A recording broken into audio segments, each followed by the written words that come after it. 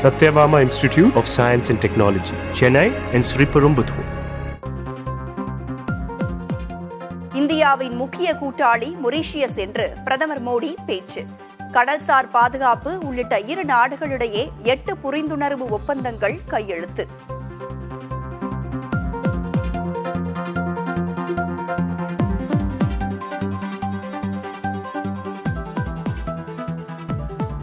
எங்களிடமே வரி வசூலித்துவிட்டு எங்களை சிறுமைப்படுத்துவதுதான் நாகரிகமா?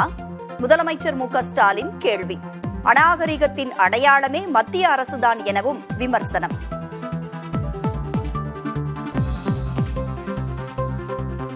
எந்த மாநிலத்திலிருந்து வரியை வசூல் பண்ணிக்கிட்டு எங்களையே பட்டினி போறதுதான் நாகரிகமா? தமிழ் பிடிக்கும், தமிழ் பேச முடியலன்னு சொல்லிக்கிட்ட தமிழுக்கு நிதி ஒதுக்காம சமஸ்கிருதத்துக்கு நிதி ஒதுக்குறது தான் நாகரிகமா? தாய்மொழிய வலியுறுத்துறோம்னு சொல்லிக்கிட்டு அதை செய்யாம சமஸ்கிருதத்தை இந்தியையும் திணிக்கிறது தான் நாகரிகமா? நாகரிகத்தை பத்தி யார் பேசுறது? அநாகரிகத்தின் அடையாளமே நீங்க தான்.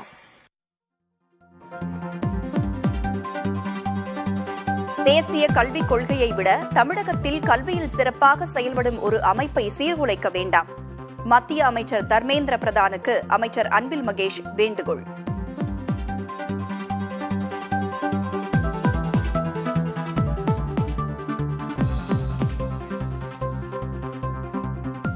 அறிவுள்ளவர்கள் மும்மொழிக் கொள்கையை ஏற்க மாட்டார்கள் என அமைச்சர் பழனிவேல் தியாகராஜன் பேட்டி.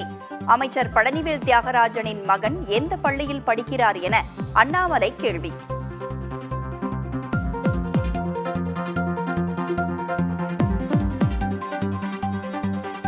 தமிழ்நாட்டில் உள்ள மெட்ரிக் பள்ளிகளில் 3 மொழிகள் கற்பிக்கப்படுகின்றன. தமிழகத்தில் இருமொழி கொள்கைக்கே வரவேற்பு என அன்பில் மகேஷ் கூறியதற்கு அண்ணாமலை பதில்.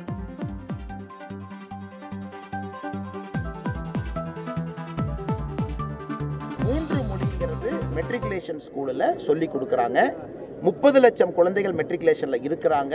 4479 மெட்ரிகுலேஷன் பள்ளிகள் இருக்கு.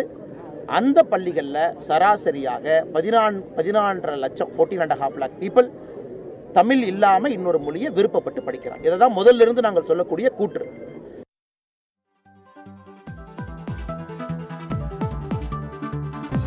தொகுதி மறுவரையறை தொடர்பான கூட்டத்திற்கு கர்நாடக முதலமைச்சர் சித்தராமையாவை சந்தித்து அழைப்பு விடுத்த தமிழ்நாடு குழு.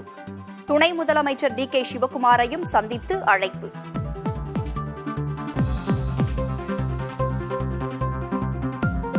தொகுதி மறுவரையறை தொடர்பான கூட்டத்திற்கு ஆந்திர முன்னாள் முதலமைச்சர் ஜெகன்மோகன் ரெட்டியை சந்தித்து அழைப்பு விடுத்த தமிழ்நாடு குழு.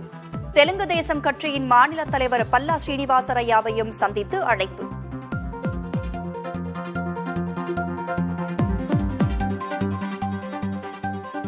தொகுதி மறுவரையை சர்ச்சையில் முதலமைச்சர் ஸ்டாலின் விடுத்த அழைப்பை ஏற்றது ஒடிஷாவின் பிஜு ஜனதா தளம். மார்ச் 22 தமிழ்நாட்டில் நடைபெறும் ஆலோசனைக் கூட்டத்தில் பங்கேற்க முடிவு.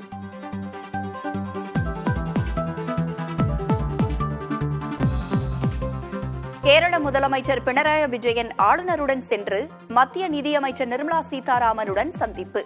மாநிலத்துக்கான நிதியை உடனடியாக வழங்க வலியுறுத்தல்.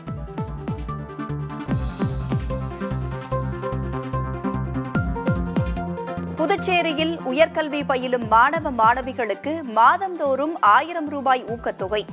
பட்ஜெட்டை தாக்கல் செய்து முதலமைச்சர் ரங்கசாமி அறிவிப்பு.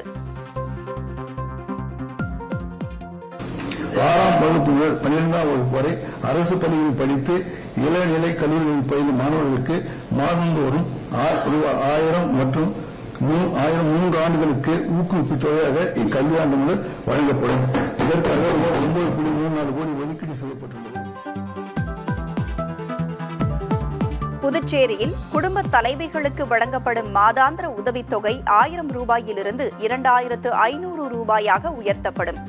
30 வயதை கடந்த திருமணமாகாத பெண்களுக்கு மாதந்தோறும் 3000 ரூபாய் வழங்கப்படும் எனவும் பட்ஜெட்டில் அறிவிப்பு.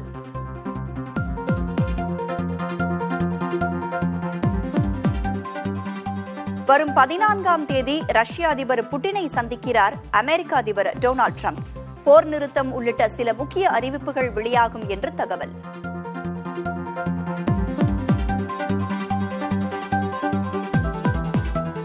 கள்ளக்குறிச்சி, விழுப்புரம், சேலம் உள்ளிட்ட மாவட்டங்களில் மழை.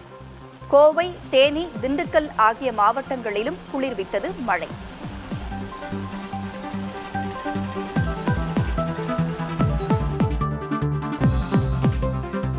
ஏர்டெல்லை தொடர்ந்து ஸ்பேஸ் எக்ஸ் உடன் கைகோர்த்தது ஜியோ நிறுவனம். இந்தியாவில் எந்த இடத்திலிருந்தும் அதிவேக இணைய சேவையை பெற முடியும் என அறிவிப்பு.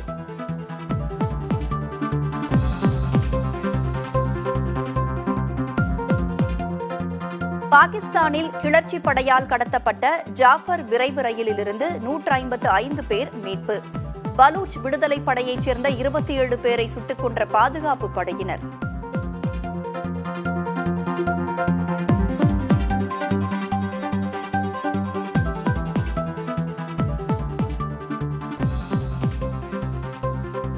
Satyabama Institute of Science and Technology, Chennai and Sriperumbudur.